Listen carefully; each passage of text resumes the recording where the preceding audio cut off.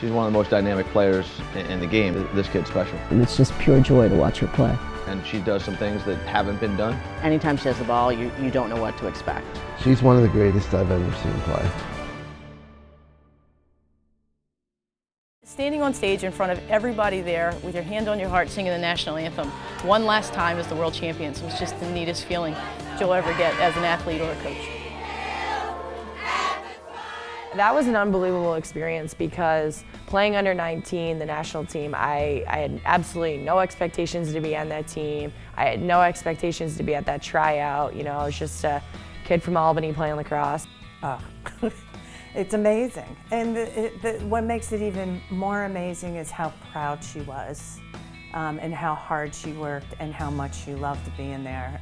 The first time she had a USA uniform on, I remember we were at Harvard University and she was in high school.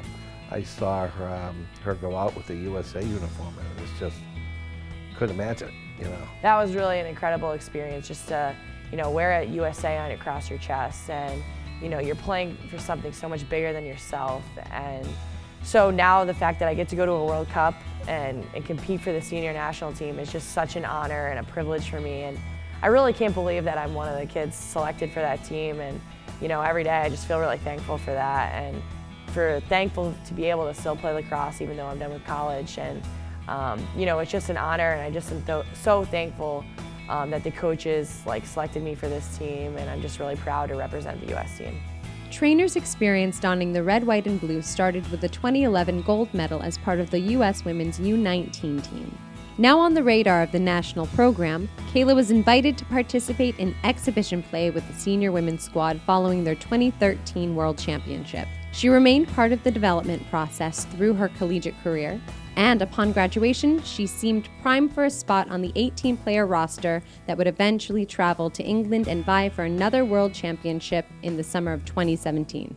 But an injury scare in the fall of 2016 nearly derailed the dream. I went into October weekend with US and, you know, you're getting closer to cutting down the team and, you know, you only have a certain amount of weekends to play and to put on a show for the coaches. And, you know, in October weekend, it was the first night of practice and we were doing one-on-ones. And I went to dodge somebody and went down and just hurt my knee. I knew right away something was up.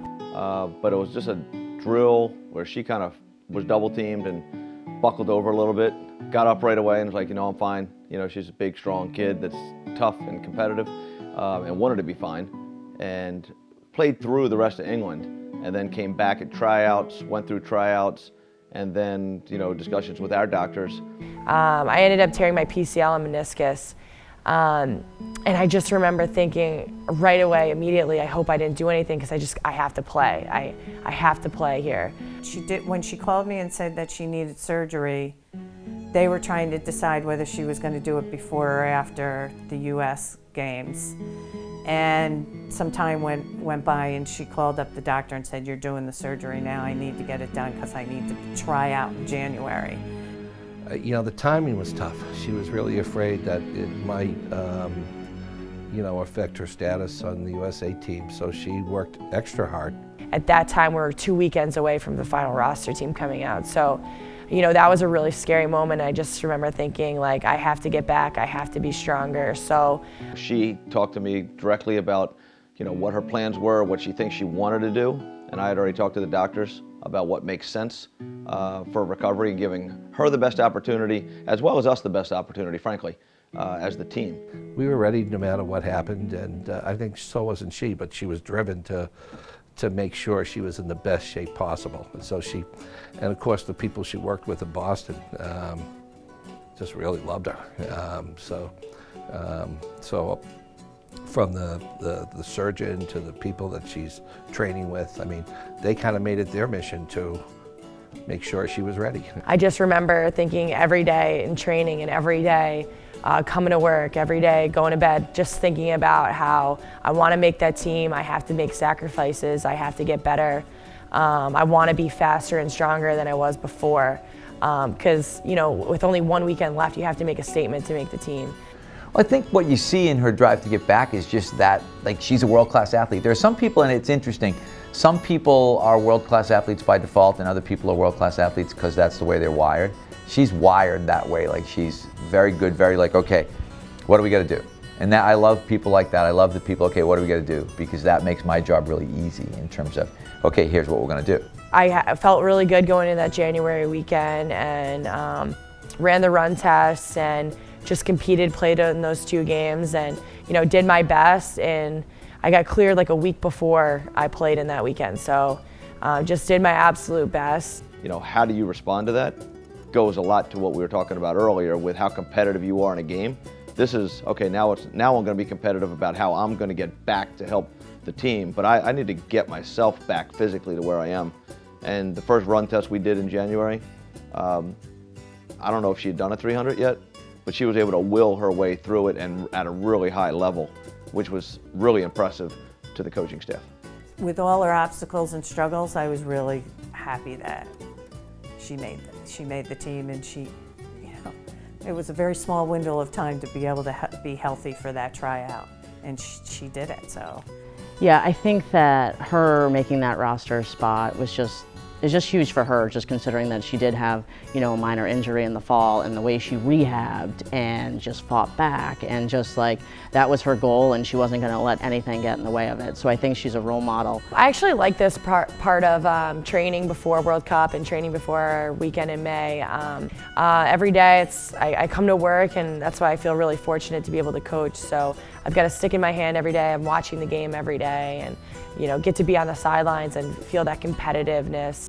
Most days I get up early in the morning and I go work out with Mike Boyle at his gym. So I get up at like 7 o'clock, get over there, and we work out. I work out like 8 to 10, so I work out for like 2 hours, and then I head into work and get to talk lacrosse in the office, and then we go out and practice. So coaching has definitely helped me in my training process, getting ready for May and getting ready for the summer. With her comeback complete and her place on the team secured, Treanor adds a potent and dynamic element to a U.S. roster that is already overflowing with premier talent. Versatile enough to be a primary playmaker, a complementary contributor, and a matchup nightmare anywhere on the field, Kayla will be a key to success for the Stars and Stripes squad. She combines size and quickness, which is, usually the real quick scat back kid is kind of smaller, so you can match up really well with them. Or that powerful person, they can kind of match up with them. She becomes a huge matchup issue, I think, for other teams. You can put the big, strong kid on her to take care of her physically, and she'll just out-quick you. You put the quick kid on to stop her, and she can muscle through you. She's super dynamic, sees the field really well, and has a great stick that, honestly, when watching her, you can't really tell. She's right-handed, left-handed. She does the same thing both ways. So it gives us just a dynamic person that is really tough to stop across the board. I just think she's so dynamic. I mean, I think her leadership qualities, like every time she has the ball, she's controlling the offense. And I think just in general, like, she just demands the best defender. I think the biggest asset for her is when she has the ball, creating opportunities for herself as well as her teammates. But she's really worked on her off-ball game to be more of a threat without the ball. And obviously she's going to garner a lot of attention whether she has the ball or not. So that's going to open up other players as well. She's always looking to make her teammates better. And I mean, just anytime she has the ball, you don't know what to expect. Like, she can do just about anything. So I think that's one of the best things about her as a player. The group of players that we end up surrounding ourselves with at the end of the day are players that want everybody to succeed and try to raise the level for themselves, but make others around them even better just by kind of their existence, if that makes any sense. And then you put a number of those players together, and they all are going, oh my God, this could be really special, and we could do something awesome. That's when you try to raise that level across the board. Kayla, I'm so proud of you. We can't be more proud of you here at Niskayuna. But on a personal note, you're my little girl, and I'll always love you, and I'm so proud of you. Go, Kayla. Kayla, I'm so proud of you. All the female phys ed teachers here at Niskayuna, me, Coach Stanton, Broomy, we all wish you the best of luck. Go get them, Kayla. Good luck, Kayla, as you go to the World Cup this summer. Everyone in Niskayuna wishes you well. Kayla, this is Coach Black. I wish you the best of luck. Keep making Niskayuna proud. Go Kayla. Okay, we're all so proud of you here back in Niskayuna. We wish you well in Europe and bring home the gold. Good luck. Hey Kayla, good luck. We'll be watching here in Niskayuna. Bring home the gold. Kayla, I love you. I can't wait to hear how great you're doing. Just be yourself, enjoy the moment, and go for the gold. Kayla, good luck. We love you, and we're very proud of you. Bring home the gold.